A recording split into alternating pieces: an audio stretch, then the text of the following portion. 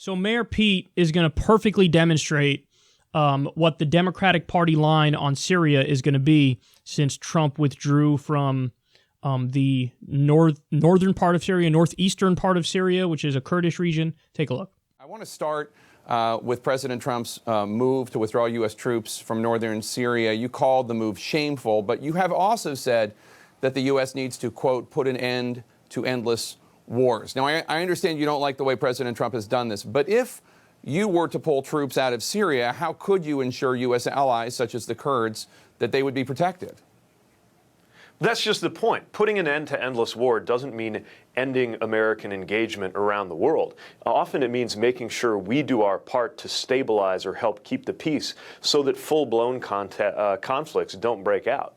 But look at what's happened here. This isn't even a strategy or a policy. It is the president systematically destroying American alliances and American values, and that makes America worse off. Look, the 21st century is going to be filled with these kinds of messy, asymmetric conflicts. And we need to make sure that the U.S. is in a position to defend our interests and to live up to our obligations to our allies. And right now, we're seeing the reverse. It is horrifying to see what is emerging, not just in terms of what is being done to Kurds, but in terms of ISIS fighters now being released, exactly as we were warned would happen. And we're seeing the first reports of atrocities, too. And what's even more disturbing to me as a veteran is hearing from soldiers who feel that they have lost their honor over this, who feel that they're unable to look in the eye allies who put their lives on the line to fight with us. And if you take away a soldier's honor, you might as well go after their body armor next.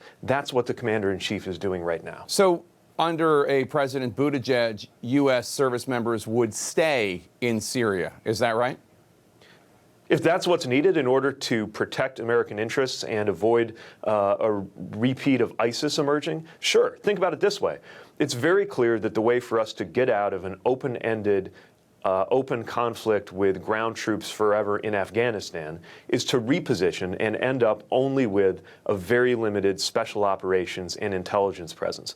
That's exactly what we had in Syria, and the president is pulling it out for no clear or good reason in a way that is not going to serve American interests, especially not with ISIS fighters now being liberated as a consequence of these militias being betrayed.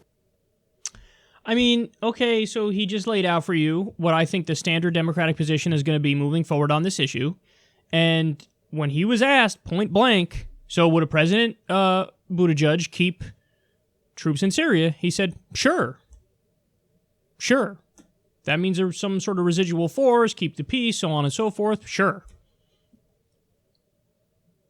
I don't agree with that.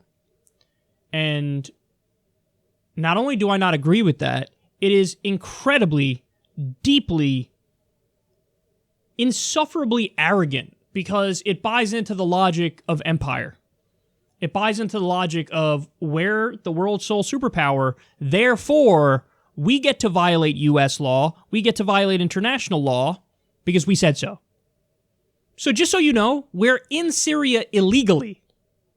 We never got an approval through Congress. We never got an approval through the UN. We're there illegally. Has Pete Buttigieg ever brought that up? Or is he troubled by that? No, not at all. Yeah, that's totally fine. So would a President Buttigieg stay in Syria? Well, sure. If that's, I mean, even in Afghanistan, you got to keep some behind some residual forces, right? No, you don't. So I have a really solid answer to Jake Tapper's first question, which is a fair question. He says, all right, well, you say we should get out of these wars. Well, now you're seeing the effects of that, like you're seeing what's happening to the Kurds. How can you pull out but also assure that there won't be like chaos or whatever? I think that's a fair question. I think he might not be asking it for all the right reasons because he also buys into U.S. empire and is kind of an interventionist in his own respect. But that is a fair question because it's not like what happened to the Kurds is good. No, it's not good. It's bad. So here's what should have been done. The U.S. should have reached out to the UN and coordinated on having peacekeepers basically take the place of the U.S. troops. So we're no longer involved in there illegally and unilaterally. We're out of there because we have no right to be there in the first place, but you have UN peacekeepers who provide a buffer to make sure that Turkey doesn't invade and doesn't attack the Kurds. That's one thing you could have done. The other thing you could have done is meet with, yes, the Syrian government. These are Syrian Kurds. They're part of Syria. So you talk to the Syrian government and say, hey, listen, man, we have no right to be here. We're leaving. So sit down the Kurds and the Syrian government and have them make an agreement up front, as opposed to what happened in this instance, which is Trump pulled out, left a vacuum, Turkey invaded, and then the Kurds, out of desperation, ran to the Syrian government, and the Syrian government said, all right, we're coming to help. So, but you could have avoided the chaos and the casualties in the middle and the Turkish invasion up front if the Trump administration was willing to meet with the Syrian government behind the scenes up front and say, we're getting out, you guys need to cut a deal to make sure, because we know what Turkey wants to do here and they want to invade, and you're going to have to prevent that.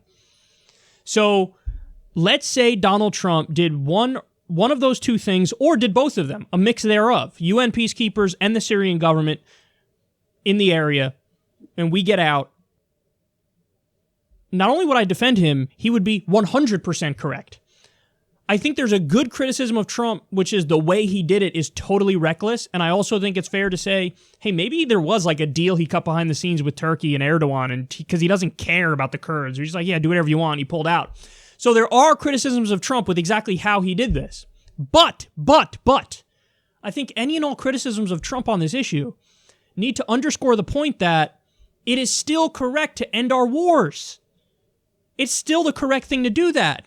And what did we see here from Pete? And what do we see here from all the other Democrats on this? A total flip. And now all of a sudden they're pro-war and they'll say it. He was asked, hey, should we have kept troops in Syria? Sure, if that would lead to the better outcomes, why not? That's all it took for all these guys to immediately crumble from their nominal anti-war positions, because even Pete in these debates spoke against Afghanistan, spoke against Iraq, spoke against all these wars. Oh my God, they're so bad. The second there's any little tiny bit of political pressure in the other direction, immediately crumbles. And that stance of being anti-war becomes, sure, we can stay there. Sure, we should have residual forces. Totally disregarding that these interventions were the problem in the first place in many respects, and also disregarding it's illegal under U.S. law and international law, and we have no right to violate the sovereignty like this. So, and then the final thing is that line about the soldiers, you've taken a soldier's honor. You might as well take his body armor. Ugh. So rehearsed, so fake, man. God, that's so fake. Who falls for this? Jesus Christ. Ugh. I'm thinking of the mind of a person who would watch this and fall for it, and I am disgusted. I mean, ugh. So anyway, there you have it. Now the Democratic line is, and by the way, he was at least a little more nuanced on it than you see many of the Democrats now. Many of the Democrats are just like flat out massively pro-war now, and Trump is getting away with framing this on his own terms, and his terms are, I'm against the forever wars, I'm against the endless wars, and we need to do it because it's the right thing to do. We need to stop these wars. And everybody's taking the bait on the other side, and other Republicans too, by the way, and they were like, no, we need to go back in and more war. Well, then he wins. He wins that exchange. Do you not get that? Are you really that dense? Do you not understand that? Are you so far up the rear end of in that DC bubble that you don't realize that that's a political winner and you're not going to win by being, what about the Kurdish Peshmerga? Is that what voters care about? I mean, listen, again, there are criticisms of Trump over this, and what happened to the Kurds is terrible. But you don't take the bait. The real argument is not only that he did it in a reckless way, and I told you the way he could do it, but he's still in Iraq, he's still in Afghanistan, he's still bombing 8 different countries. He increased drone strikes 432%. He's pushing for war with Iran and Venezuela. This guy isn't anti-war. This guy's massively pro-war. You want to end the wars? Bring the troops home from Iraq and Afghanistan right now. He ain't going to do it. But if he did do it, the Democrats would flip, as we've seen here. So, man, I miss the days when I was relatively certain that aspects of the Democratic Party were really anti-war. I'm thinking back to the Bush years after everybody had kind of soured. Way too many people voted for the Iraq War, but like 3 years in, the Democrats almost all flipped, and they were like, what are we doing? And I remember those days, and I remember being like, I'm happy that we have people who are arguing against this war and doing it fiercely.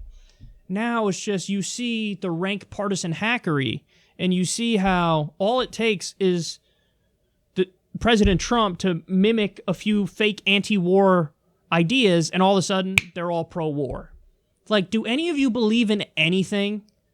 Do you believe in anything? They don't. They just want to become president. And they'll say whatever they think they need to say in order to get in there. And so right now, I got to be oppositional to Trump, so it's like, sure, let's stay in Syria. That's not the direction we need to go, and that should be obvious.